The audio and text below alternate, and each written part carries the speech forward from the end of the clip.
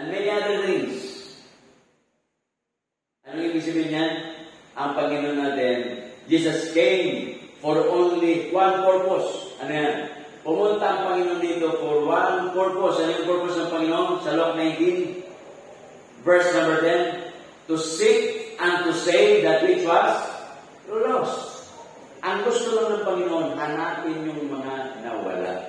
Okay? So, ibig sabihin dito, mga budel, we are going to do the main thing. Yun po yung pinaka-importante. Okay? So, dito, mag-scout tayo ng mga verses po natin sa Bible, mga budel. Ang sabi po dyan sa Psalms 126, okay? 126, verse number 6. Ang sabi dyan, simula tayo sa verse 5. They that sow in tears shall reap in joy. Kaya mahalaga na tayo po ay mag-pray ng magiging bunga po natin. Okay, mag-pray. Yung susulbinin nga natin, ipag-pray po natin yan. Yung ating pong Bible study, yan, ipag-pray po yan. Sa verse number 6, he that goeth forth and weepeth, bearing precious seed, shall doubtless come again with rejoicing, bringing his sheaves with him. So dito po sa talatang ito, we are after the sheaves. Ibig sabihin dito, we are after the harvest. Marami pong i-harvest na dyan. Sino-sino yan? Pag doon sa trabaho mo, sa opisina mo, nandoon yung katrabaho mo. Pag doon sa bahay natin, nandoon yung mga kamag-anak natin. Pag nandoon tayo sa eskwelahan, nandoon yung mga katrabaho, mga kaklase natin. Anywhere, meron pong tawag doon harvest. Okay? Proverbs 11. Proverbs 11 tayo. Proverbs 11:30. Ano sabi dyan? The fruit of the righteous is a tree of life, and he that winneth souls is wise. So tayo naman tinawag na we are the fruit. So God is looking for the fruit. Kaya kung ang Diyos ngayon magtanong, ano na po ang nadala niyo? May bunga ka na ba sa Panginoon? So if God is asking you right now, kung may bunga ka na, yun po yung napakahirap sagutin natin. Kaya mga kapatid, mahalaga, tayo po ay magsimula mag-disciple, magsimula mag-pray doon sa alagaan po natin. Okay? Because God is after for the fruit. In Joel chapter 3 verse 13, Joel chapter 3 verse 13, ano sabi sa Joel 3:13? Put ye in the shekel. Okay? Shekel. Put ye in the shekel. For the harvest is ripe. Dig you down, for the press is full, the vats overflow, for their wickedness is great. Nakita niyo yung word dyan? For the harvest is ripe. Hinog na. Kaya ang halimbawa lang kagaya dito, nagulat niyo ako kanina, bumili ako ng mangga ba? Ang 2 pirasong mangga. Anong pirasong mangga? 20 ko. Sabi sa akin, ang tindera, Sir, 275. Okay, basta dito na pala. Dito na pala yung ngayon, yung tawag doon, yung mangga, no? Parang papatak na magkano yung Brother Harvey. 275, parang papatak na, no? Magkano isa? Parang mga kulang-kulang 140, no? Parang bila sabi ko, kaya pala kamahal yung mangga. Iniisip ko, ay dahil bagyo hapon. Di ba? So, ay mga anak ko si may yung gusto mo ngayon sa mangga. Ang problema, nung pinalatan ko na, ayaw naman kainin. So, ito yun So, God, ano sabi dyan? The harvest is ripe. Halimbawa lang, ikaw ay magtanim ng palay. Yung palay mo, wala mag-harvest. Although ngayon ay meron ng mga harvesters, pero nung panahon po, ay mano-mano po yung pag-harvest. Hindi sabihin tao ang mag-harvest. Hindi kagaya ngayon, dadaanan na niya ng harvester, So, ganun katindi. Yung panahon noon kaysa ngayon. Ngayon kasi, technology-wise. Okay? Halimbawa, sa ibang bansa, yung pag-fertilize, drone. Diba? Drone lang. Yung, alam niyo ba yung natin, yung example ko yung sa Davao, yung banana plantation at saka yung loli. Ang nagano yan, nag-spray niyan, hindi na po tao. Aeroplano. Safety niyan. Kasi pag tao po mag-spray niyan, hindi po sabay-sabay. At kinakailangan napakalaming volume ng tao. Kaya ginagawa doon, titingnan lang nila yung hangin, pagkatapos noon, saka sila mapalipad ng aeroplano. So, technology, okay? So, the harvest is ripe. Kaya pag harvest is ripe, is ready for harvest na, ha-harvestin na yan. So, marami tayong mga kaluluwa ngayon, ready for harvest. Another one, Matthew chapter 9, verse 36. Ang sabi sa Matthew 9:36, but when he saw, nakita ng Panginoon, ano nakita niya? The multitudes. He was moved with compassion on them because they fainted and they scattered abroad as sheep having no shepherd. Oh. Ang binanggit ng Panginoon dyan sa verse 36 na yan, the harvest is plenteous, napakarami.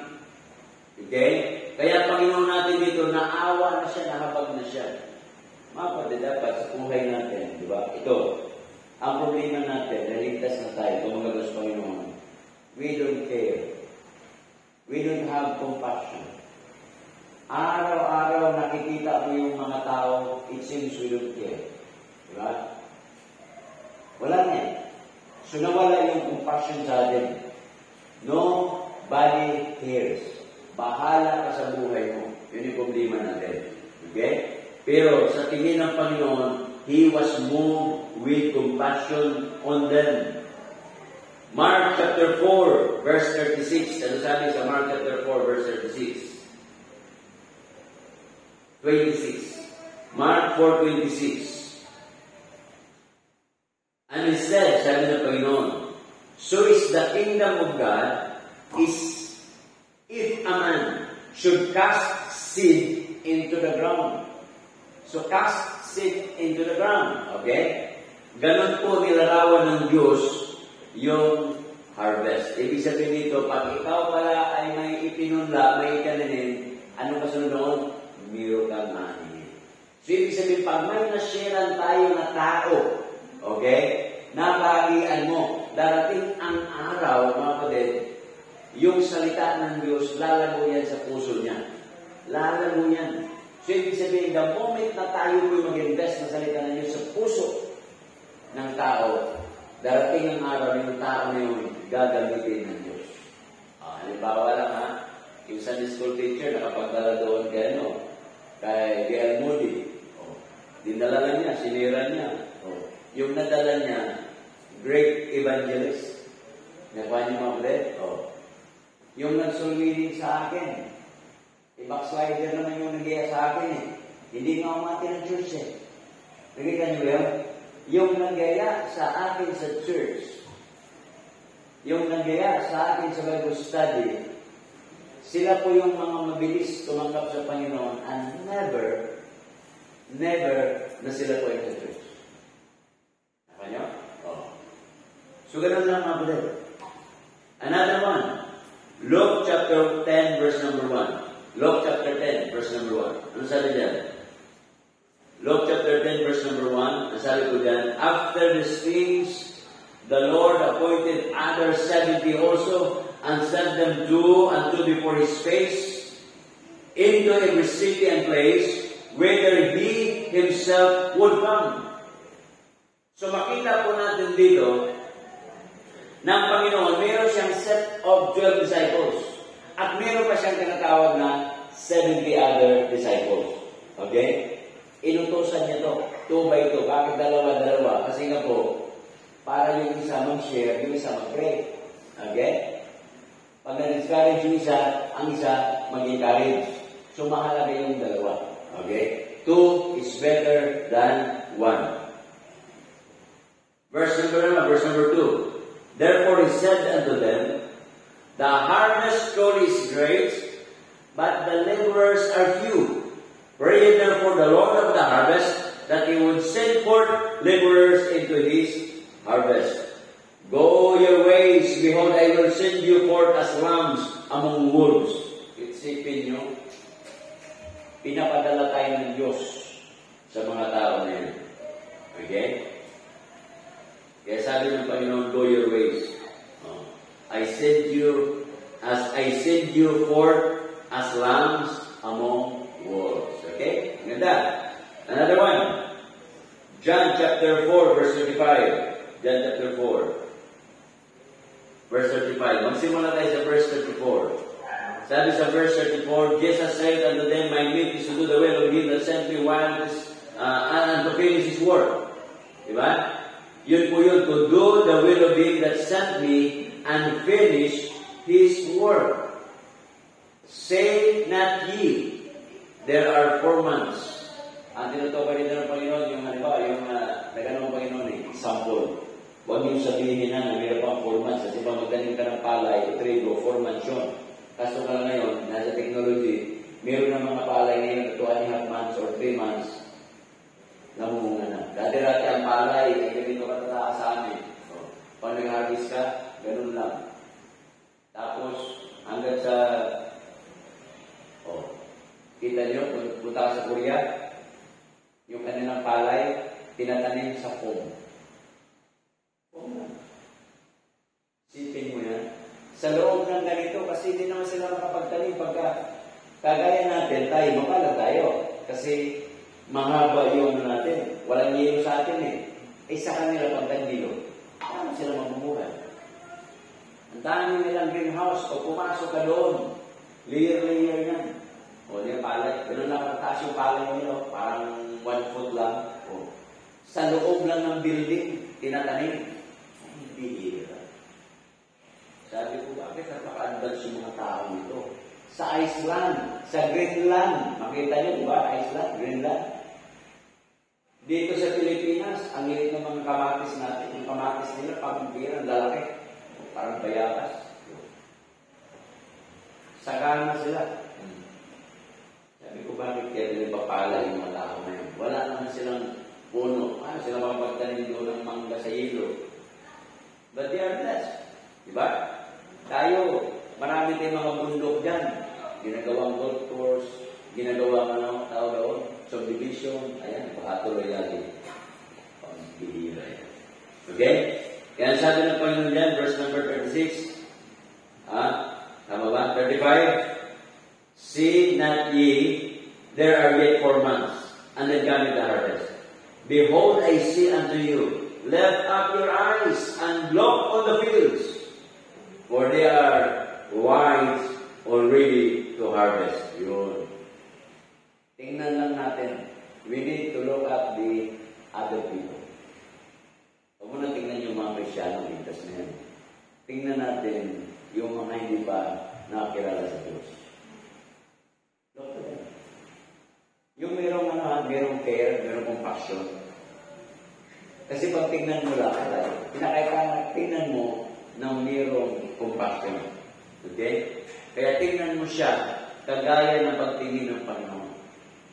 Just like our Lord Jesus Christ.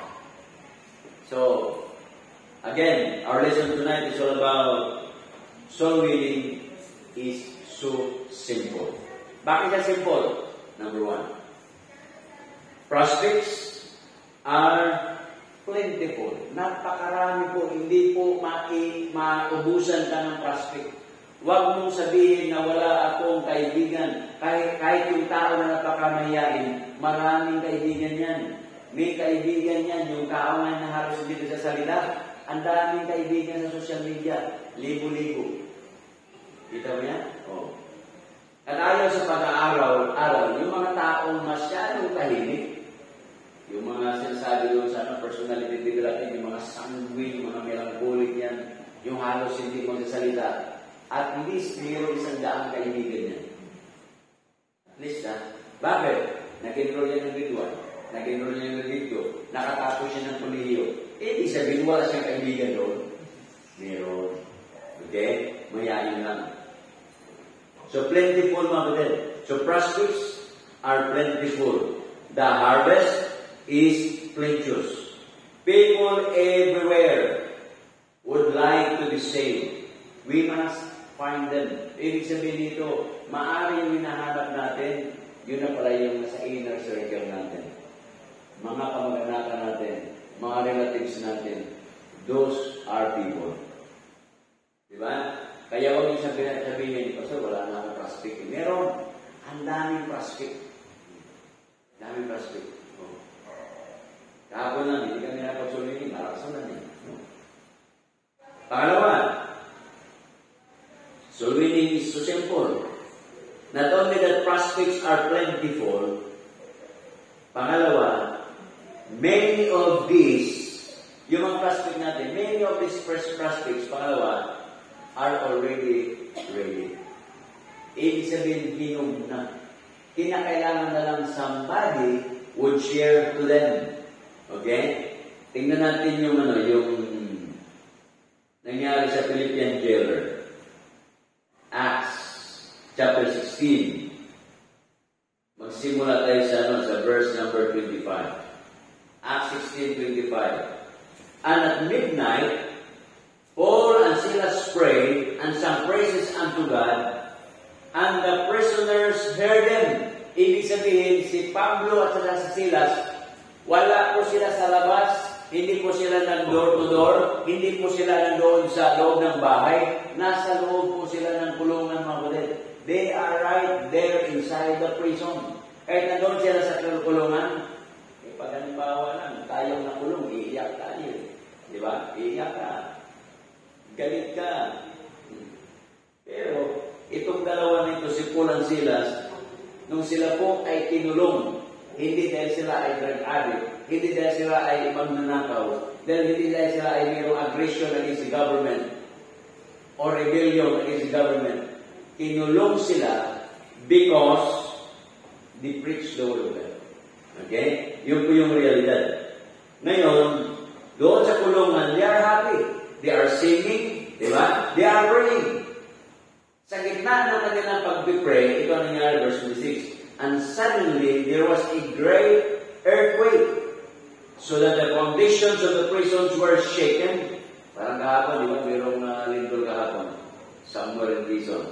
And immediately, all the doors were open. Ibig sabihin nun, hindi ito biro-biro na lindol eh. Pag ang pintuan ay nabuksan, malakas yan.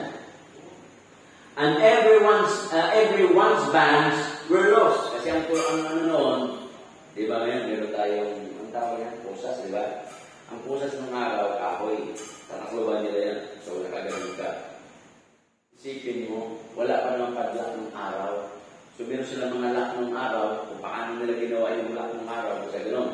Kahoy na pag-suklubing mo nila doon, kamay mo. Natanggal yun. Ibig sabihin, hindi pero yung lindol. Okay?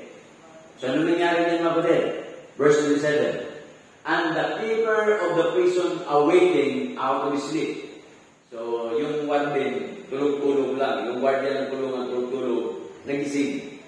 And seeing the prison doors open, nung makita niya yung pinto ng mga bilangguan na buksan, he drew out his sword and would have killed himself, supposing that the prisoners had been fled. Kala niya, nakatakas na yung mga bilanggo, kaya gusto niyang magharakiri, magpakamatay. Diba? Kung sa version natin ngayon, nakita ng siguro polis, bukas na yung mga kulungan, kukunin niya yung kanyang 45 at tututong niya sa ulo niya. Pero walang nagawa noon. Okay? Sa ngayon. Ano meron? But Paul, verse 28, but Paul cried with a loud voice, saying, do thyself no harm, for we are all here. And he called for a light, and he sprang in, and came trembling, and fell down before Paul and Silas, and brought them out, and said, sirs, what must I do to be saved? Isipin mo yan? Yung warden patulog-tulog lang, siguro natulog to dahil sa special number ni Paul and Silas, kumakanta, di ba? Special number nila, nasa kulungan eh. Naantok. Pero naman pagka may mga first time visitors, di ba? Pagka nakikinig mo sa akin, pantok-pantok na, normal naman yun. So, ganun po mga kapatid.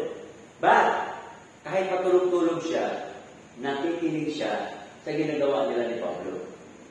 Kaya nasa isip niya itong mga taong ito ay mga lingkod ito ng Diyos.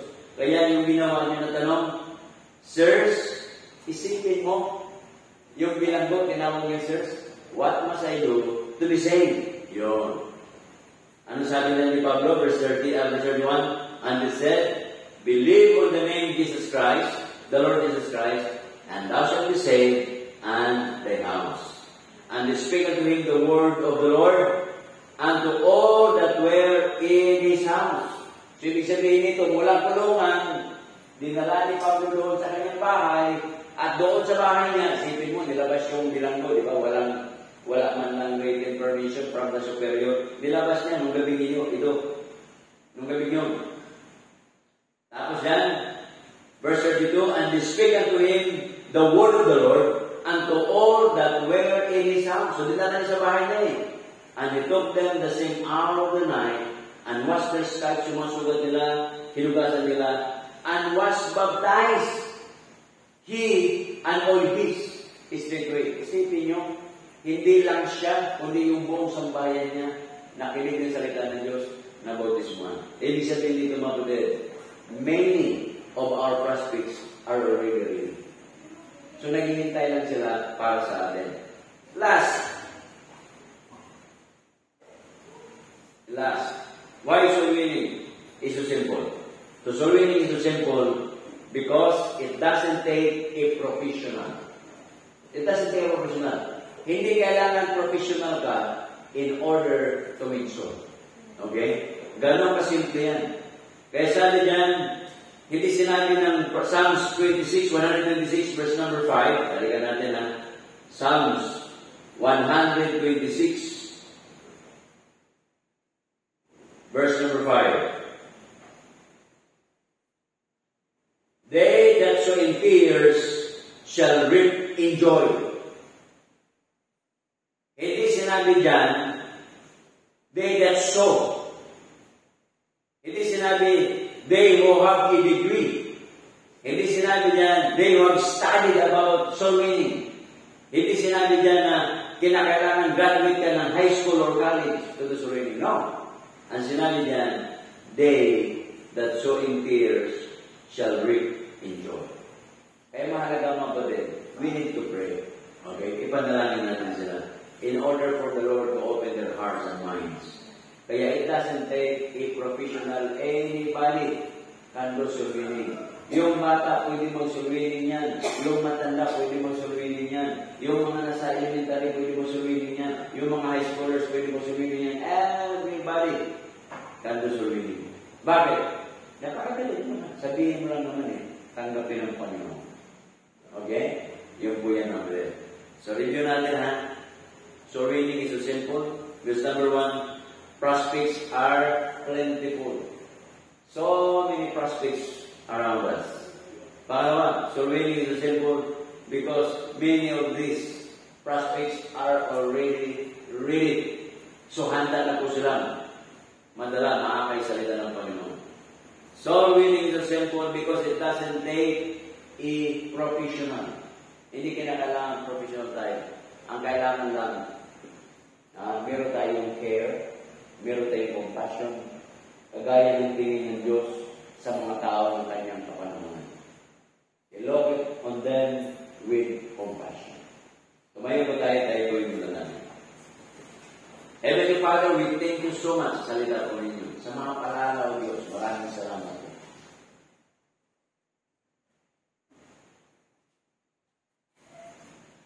I pray the Father, ilagay niyo po sa puso namin, at isip namin, care for souls. Compassion for souls. Na yung reality, when time will come, there will be pathways. Kaya tulungan niyo po kami ang Diyos. Na yung pinaka-basic ng Christian life namin is winning souls. Doing the main thing. And our Lord Jesus Christ in His last minute, the very last minute, on the cross of Calvary. So we encourage siya. Ang buhay natin, kapatid, kung bakit tayo niligtas ng Panginoon, we are going to do the main thing. Seek the lost. Sa ating pagsamantalang paghiwalay, ingatan niyo po kami o Diyos, ilayos sa pamakan ng disgrasya. Mga pagkinang pa namin lagi ng magbiyahe, ilayos sa pamakan ng disgrasya, mas parang hindi nagkalimuan, mga nanginapalawasin, may karamdaman pagalingin. At hari nawa, pagpalain niyo po ang batay sa amin, makita ang bawat na dapat, patuloy na galing ko sa inyo hanggang sa kalawang pagkakas. Lahat na ito aking nadalangin, pinapasalamatan sa madali sa Panginoon Kristo, sa amin sa baligtas.